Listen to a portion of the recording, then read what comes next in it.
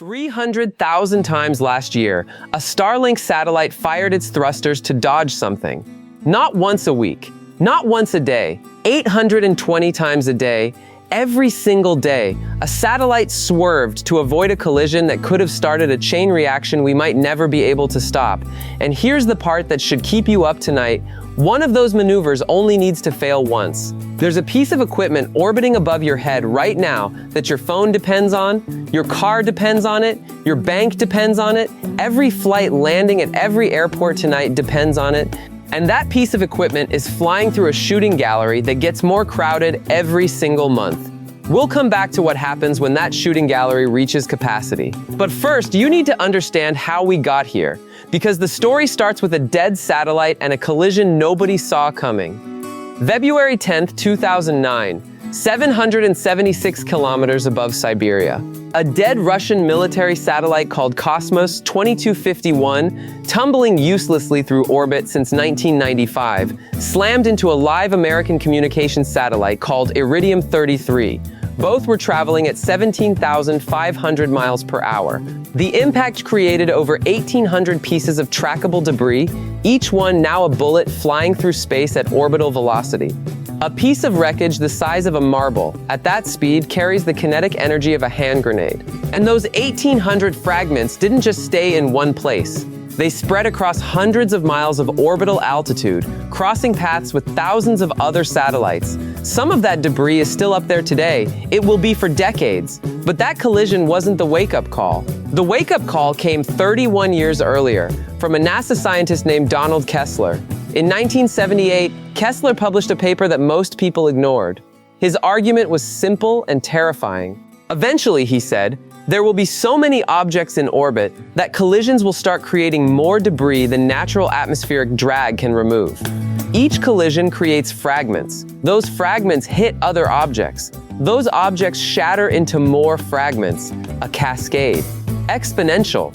Unstoppable. And once it starts, entire orbital bands become permanently unusable. Not for years, for centuries. That's not science fiction. That's a mathematical model that NASA has validated repeatedly over the past 4 decades. And here's where it gets personal. The satellites most at risk sit between 300 and 600 kilometers above Earth.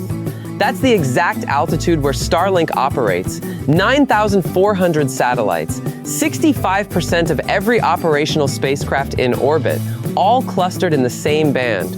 SpaceX filed a report with the Federal Communications Commission in December 2025 that contained a number so large it barely felt real. 300,000 collision avoidance maneuvers in a single year. That's roughly 40 dodges per satellite. Each maneuver burns propellant. Each burn shortens the satellite's life. And each maneuver introduces its own risk, because a satellite in the process of dodging one object might drift into the path of another. The math gets worse. SpaceX maneuvers when the probability of collision hits just 3 in 10 million. That's 300 times more conservative than the industry standard of 1 in 10,000. They're being incredibly careful. But here's the question nobody wants to answer. What about operators who aren't that careful?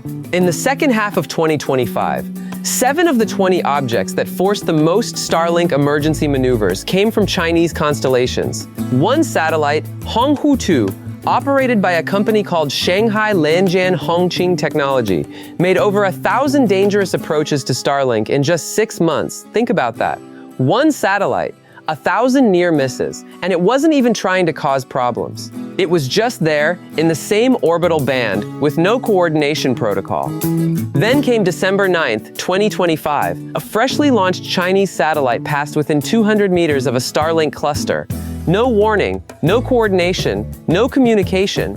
200 meters sounds like a lot on the ground. In orbit, at a combined closing speed of over 10 kilometers per second, 200 meters means the difference between a near miss and a catastrophe is less than 1/100th of a second. Blink and you've missed the window where the collision either happened or didn't. SpaceX called it out publicly. Their vice president of engineering told the FCC that Chinese operators performed no deconflict or coordination work with existing satellites. Russia is the same story. 2 of the biggest spacefaring nations on Earth are launching hardware into orbit and refusing to talk to the people their hardware keeps almost hitting.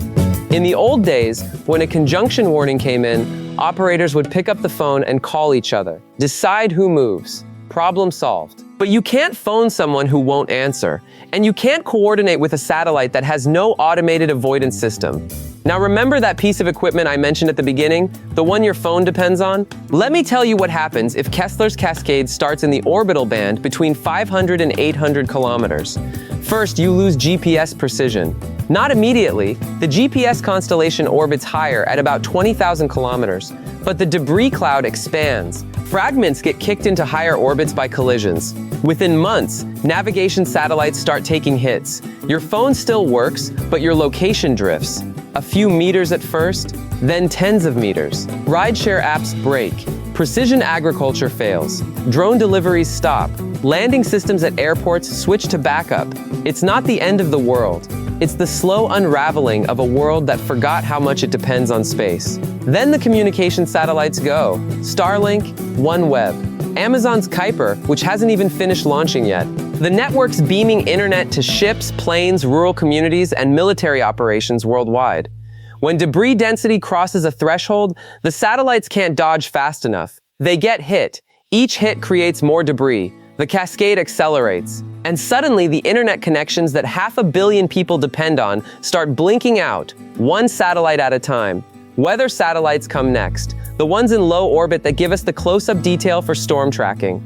Without them, forecast accuracy drops to where it was in the 1970s. Think about that. Hurricane warnings that give you 12 hours instead of 5 days. Farmers who can't predict frost. Shipping routes planned blind. Insurance companies that can't model risk. The economic damage of losing accurate weather forecasting alone has been estimated in the hundreds of billions per year.